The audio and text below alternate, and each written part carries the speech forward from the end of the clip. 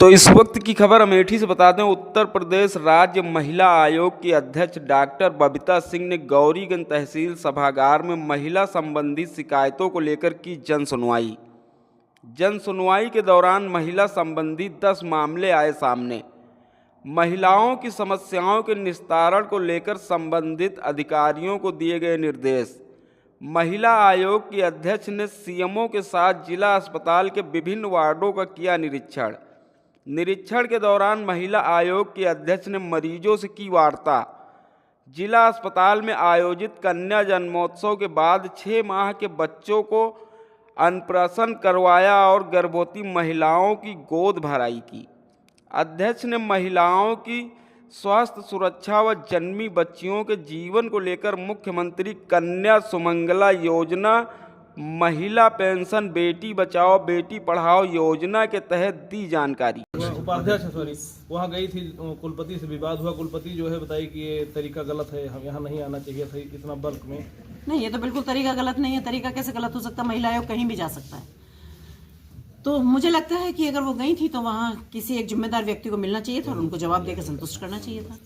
जी ma'am, जिस तरीके से महिलाओं की आप काउंसलिंग करती हैं, उत्पीड़न संबंधित मामले देखती हैं, तो किस तरीके से मामले अब आ रहे हैं?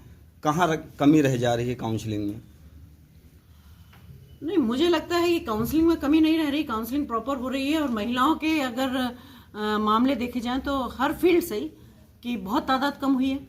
पर यह भी है कि जहाँ भी जिस लेवल का भी जो भी मामला होता है उसको हम देखते हैं और पूरा करते हैं, उस विभाग को देते हैं। अगर पुलिस से संबंधित है तो पुलिस को देंगे, किसी को ज़रूरत से है तो उनके उस विभाग को देंगे। बाकी मुझे लगता है कि काउंसलिंग से भी बहुत सारे मामले निपटा दिए जाते हैं। तो उसमें हमारे यहाँ पुलिस में भी काउंसलिंग होती है, परिवार परामर्श केंद्र वहाँ भी होती है, हमारे आयोग में भी काउंसलिंग होती है और कुछ सामाजिक संगठन भी ऐसे हैं जो काउंसलिंग का काम करते हैं। तो मुझे लगता है कि बहुत सारी चीज़ें हम काउंसलिंग से खत्म। किस क्षेत्र में काम करने की ज़्यादा ज़रूरत है? कौन से मामले ज़्यादा आ रहे हैं?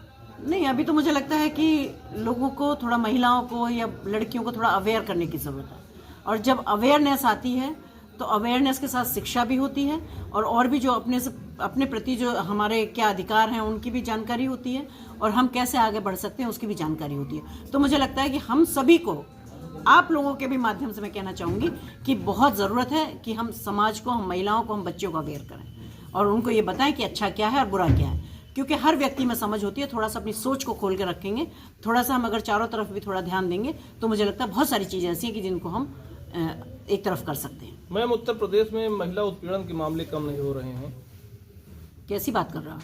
कैसे कम नहीं हो रहे हैं? उत्तर प्रदेश में महिला उत्पीड़न के मामले हैं ही नहीं। मैंने कहा कि जो भी हैं वो थोड़ी कहीं ना कहीं परिवारों में भी मिसअंडरस्टैंडिंग है। क्योंकि मैं पहले भी कहती हूँ और अभी भी कह रही हूँ कि अब एक जो हमारे पहले परिवार इकट्ठे रहते थे, एक सामूहिक परिवार की व्यवस्था थी, जो अब नहीं है। अब सिर्फ कौन रहता है? एक हस्बैंड वाइफ घर में रहते हैं।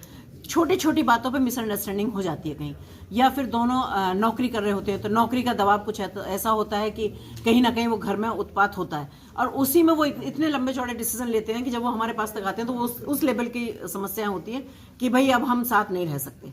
लेकिन मैंने जैसा भी, यहाँ हमारे पुलिस अधिकारी भी बैठे हुए हैं, सबसे हमारी बात होती भी है और हमारे यहाँ भी कि हमारे कितने मामले ऐसे हैं कि जिनको हम वहीं निपटा देते हैं और दोनों का समझौता कराकर वहाँ से वापस भेज देते हैं। तो मुझे लगता है कि एक सामूहिक परिवार ना होने से, एक बड़ा कोई बीच में ना होने से या परिवार में कुछ और लोग ना होने से भी थोड़ा मिसअंडरस्टैंडिंग होती है और इसी को या तो उत्पीड़न मान लो या मिसअंडरस्टैंडिंग कह लो या जो भी है।